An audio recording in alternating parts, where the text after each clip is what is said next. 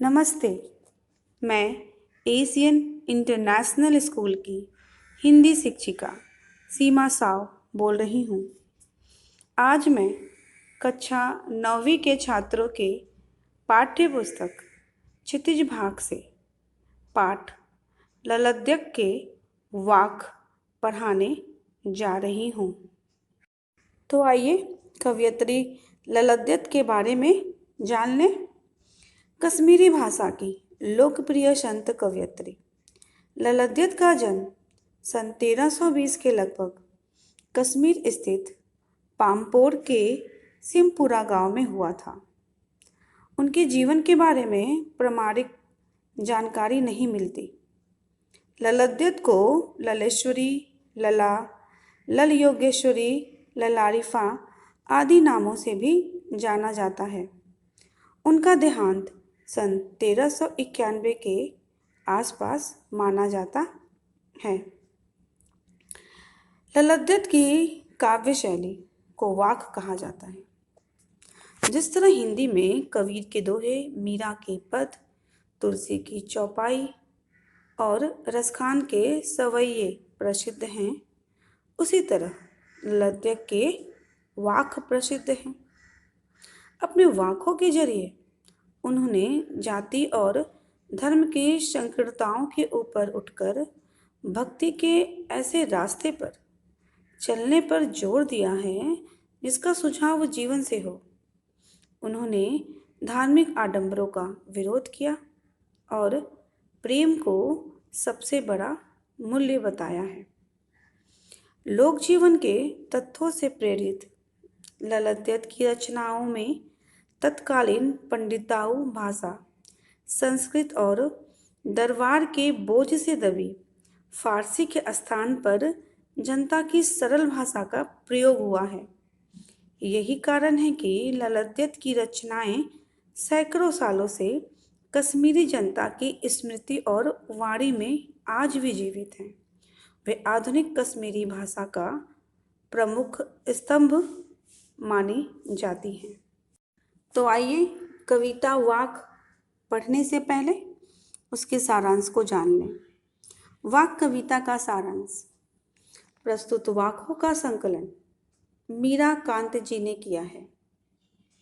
यहाँ प्रस्तुत वाकों में कवयित्री ललद्यक हमें यह कहना चाह रही हैं कि ईश्वर को ढूंढने के लिए मंदिर मस्जिद में जाने से कोई फायदा नहीं होगा। ईश्वर को प्राप्त करने का केवल एक ही मार्ग है। अगर कोई सच्चे हृदय से अपने अंतःकरण की ओर झांकेगा तो ही वह ईश्वर को प्राप्त कर सकता है।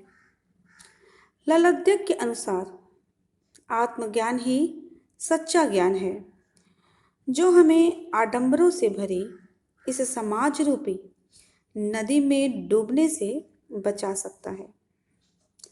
उन्होंने धार्मिक तथा अन्य भेदभावों का विरोध किया है और ईश्वर को एक बताया है। उनके अनुसार सत्कर्म के द्वारा ही हम इस माया जाल से मुक्त हो सकते हैं।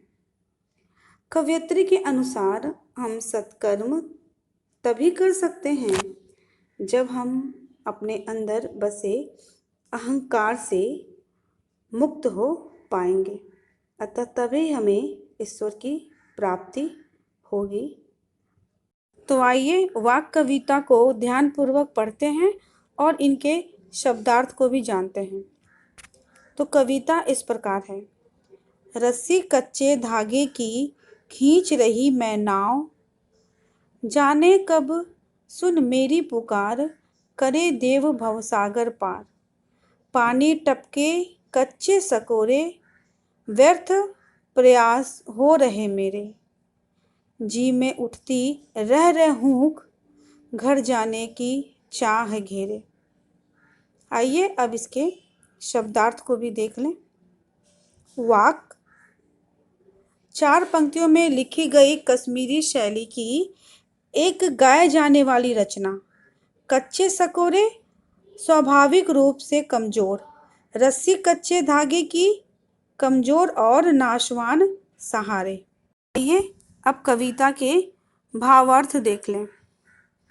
भावार्थ को ध्यानपूर्वक समझिएगा। प्रस्तुत पंक्ति के माध्यम से कवयित्री ने अपने इंतजार और प्रयासों का वर्णन किया है। वो कहती हैं कि उनका मिलन परमात्मा से हो पाएगा। कह रही है कि जिस तरह कच्चे घड़े से पानी टपक टपक कर कम होता जाता है, उसी तरह कवयित्री का जीवन भी कम होता जा रहा है। इसी वजह से वो व्याकुल होती जा रही हैं कि कब ईश्वर उनकी पुकार सुनेगा और इस संसार रूपी सागर अर्थात भवसागर से उनका बेड़ा पार लगेगा। इस पंक्ति में कवयित्री ने परमात्मा के निकट जाने वाले प्रयासों को कच्चे धागे से खींचे जाने वाली नाव के रूप में बताया है। उन्होंने कच्चे धागे शब्द का प्रयोग इसलिए किया है क्योंकि मनुष्य कुछ समय के लिए ही इस धरती पर रहता है। इसके बाद उसे अपना शरीर त्यागना पड़ता है। धीरे धीरे समय निकलता जा रहा है, पर कवयित्री द्वारा प्रभु मिलन के लिए किए गए सारे प्रयास व्यर्थ होते जा रहे हैं। अब उन्हें ऐसा लग रहा है कि समय खत्म होने वाला है, अर्थात मृत्यु समीप है और अब शायद वह प्रभु से मिल नहीं पाएंगे। इसलिए उनका हृदय तड़प रहा है। वह प्रभु से मिलकर उनके घर जाना चाहती हैं, अर्थात उनकी भक्ति में लीन हो जाना चाहती हैं। कवयित्री का भाव यह है कि वो प्रभु से मिलना चाहती हैं। उनको लग रहा है कि उनका एक एक दिन कम होता चला जा रहा है, जैसे मटकी से पानी का बूंद गिरता जा रहा है। फिर कह रही हैं कि मेरी सांसों की डोरी भी टूट रही है, बिल्कुल वैसे ही जैसे वो नैया में लगी हुई रस्सी। और वो कह रही हैं कि मुझे जल्द ही इस संसार रूपी भवसागर से पार लगा दो। इस तरह से पहले पंक्तियों का भावार्थ स्पष्ट हुआ। तो आइए अब दूसरी पंक्तियों को पढ़ते हैं। देखते हैं कवयित्री क्या लिखती हैं। लिख रही हैं, खा खा कर कुछ पाएगा नहीं, न खाकर बनेगा अहंकारी, सम खा तभी होगा संभावी, खुलेगी साकल बंद द्वार की। शब्दार्थ देख लें। सम अंतःकरण तथा बाह्य इंद्रियों का निग्रह, संभावी समानता की भावना। आइए अब इसके भावार्थ देख लें। प्रस्तुत पंक्ति के आधार पर कवयित्री ये कहना चाहती हैं कि अगर हम सांसारिक विषय वासनाओं में डूबे रहेंगे तो कभी भी हमें मोक्ष की प्राप्ति नहीं होगी। इसके विपरीत अगर हम सांसारिक मोह माया को छोड़कर, त्याग कर और तपस्या में लग जाएंगे तो इससे भी हमें कुछ विशेष लाभ नहीं होगा। भोग का पूरी तरह से त्याग करने पर हम में अहंकार आ जाएगा, जिसकी वजह से हमें मुक्ति अर्थात ज्ञान की प्राप्ति नहीं होगी। इसी वजह से कवयित्री के अनुसार दोनों रास्ते ही गलत हैं। वो कहती हैं कि जब हम सांसारिक भोग लिप्सा में तृप्त रहते हैं तब तो हम सच्चे ज्ञान से दूर रहते ही हैं। इसके विपरीत जब हम त्याग और तपस्या में लीन हो जाते हैं तब हमारे अंदर अहंकार रूपी अज्ञान आ जाता है, जिसके द्वारा हम सच्चे ज्ञान की प्राप्ति नहीं कर पाते। इसलिए कवयित्री हमें बीच का मार्ग अर्थात ध्यान साधना का मार्ग अपनाने के लिए कह रही हैं, जिससे हमारे अंदर वासना और भोग लिप्सा भी नहीं होगी और न ही अहंकार हमारे अंदर पनप पाएगा। तभी हमारे अंदर समानता की भावना रह पाएगी। इसके बाद ही हम प्रभु भक्ति में सच्चे मन से लीन हो सकते हैं। अर्थात कवयित्री ईश्वर की साधना और सच्ची भक्ति पर विश्वास करती हैं। उनके लिए कबीर के समान ईश्वर एक है, जो सच्चे कर्म और सच्ची साधना से और सच्चे ज्ञान से प्राप्त होते हैं। उनके लिए कोई दूसरा रास्ता अपनाना व्यर्थ और नीरस है। तो आइए अब तीसरी पंक्तियों को भी ध्यानपूर्वक पढ़ते हैं और इनके शब्दार्थ को भी समझते हैं। तो पंक्तियां इस प्रकार हैं। आई सीधी राह से, गई न सीधी राह, सुसुम सेतु पर खड़ी थी, बीत गए दिन आह, जेब टटोली कौड़ी न पाई, माझी को दू क्या उतराई। आइए इसके शब्दार्थ देख लें। शब्दार्थ इस प्रकार है। सुसुम सेतु, सुषमना नाड़ी रूपी पुल, जेब टटोली आत्मलोचन किया, कौड़ी न पाई कुछ प्राप्त नहीं हुआ, माझी नाविक उतराई सत्कर्म रूपी मेहनताना। तो आइए अब तीसरी पंक्तियों के भावार्थ को समझने का प्रयास करते हैं कि कवयित्री क्या कहना चाह रही हैं। अपनी इन पंक्तियों में कवयित्री ने मनुष्य द्वारा ईश्वर की प्राप्ति के लिए किए जाने वाले प्रयासों पर कड़ा प्रहार किया है। यहाँ कवयित्री ये कहना चाहती हैं कि अपने जीवन की शुरुआत में उन्होंने ईश्वर की प्राप्ति के लिए शुरुआत तो की, लेकिन उसके बाद उन्हें यह नहीं समझ आया कि कौन सा मार्ग सही है और कौन सा मार्ग गलत। अर्थात वो भ्रमित हो गई। उन्हें ईश्वर प्राप्ति का मार्ग समझ नहीं आ रहा था, इसलिए वह राह भटक गई, अर्थात संसार के आडंबरों में बह गई। यहाँ रास्ता भटकने से मतलब है समाज में प्रभु भक्ति के लिए अपनाए जाने वाले तरीके। कहना चाह रही हैं कि लोग क्या क्या तरीके अपनाते हैं प्रभु प्राप्ति के लिए, जैसे कुंडली फेरना, जागरण करना, जप करना, अर्थात दिन भर ईश्वर के नाम की माला फेरना, जप तप करना इत्यादि।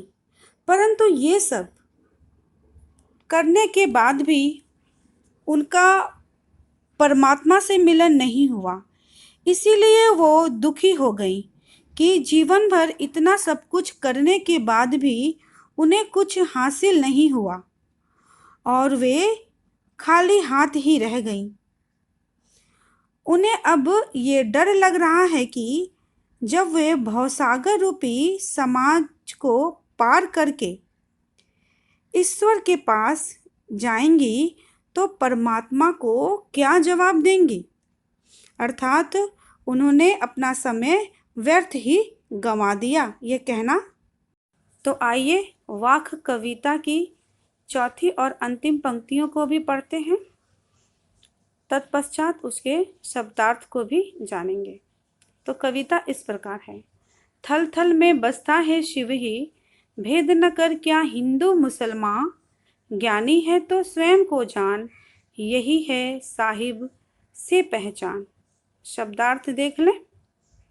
थल थल सर्वत्र, शिव ईश्वर, साहिब स्वामी। तो आइए देखते हैं चौथी पंक्तियों के माध्यम से कवयित्री हमें क्या संदेश देना चाह रही हैं। अपनी इन पंक्तियों में कवयित्री हमें आपसी भेदभाव से दूर रहने का संदेश दे रही हैं। वह कहती हैं कि हिंदू, मुस्लिम इत्यादि समाज में व्याप्त बुराइयों का बहिष्कार करना चाहिए। अतः वह हमें हिंदू मुस्लिम दंगे फसाद को लेकर बहिष्कार करने का संदेश दे रही हैं। कह रही हैं कि हमें इनके बीच में फंसना नहीं चाहिए, क्योंकि हिंदू और मुसलमान जब भी लड़े हैं अपने अपने धर्म को लेकर, जो व्यर्थ है। फिर कह रही है उनके अनुसार शिव अर्थात ईश्वर एक है, वह हर जगह बसा हुआ है। उनके अनुसार ईश्वर हर जगह है, चाहे वो जल हो या आकाश हो या फिर धरती हो, अर्थात ईश्वर 5 तत्वों में विराजमान है। यहाँ तक कि वो प्रत्येक प्राणियों में भी है, वो प्रत्येक प्राणियों में भी ईश्वर को देखती हैं। कह रही हैं कि हमारे अंदर भी ईश्वर बसा हुआ है, वह किसी व्यक्ति को ऊंच नीच भेदभाव की दृष्टि से नहीं देखती। उनके अनुसार हिंदू और मुसलमान दोनों एक हैं, वह हिंदू और मुसलमान को एक ही नज़र से देखती हैं, उन्हें एक ही मानती हैं। वह कहती हैं कि यह ईश्वर के संतान हैं, एक ही ईश्वर के संतान एक ही होते हैं, इसलिए हम सब एक हैं। उनके अनुसार ईश्वर की प्राप्ति के लिए सबसे पहले हमें आत्मज्ञान प्राप्त करना जरूरी है, क्योंकि इससे ही हम ईश्वर को प्राप्त कर सकते हैं। ईश्वर स्वयं हमारे अंदर आत्मा रूप में बसे हुए हैं। इसलिए कवयित्री ज्ञानी पुरुषों से कह रही हैं कि अगर तुम ज्ञानी हो तो स्वयं को पहचानो, क्योंकि आत्मज्ञान ही एकमात्र उपाय है जिससे हम परमात्मा को समझ सकते हैं और उन्हें पहचान सकते हैं। अतः इस प्रकार कवयित्री अपनी वाक कविता को यहीं समाप्त करती हैं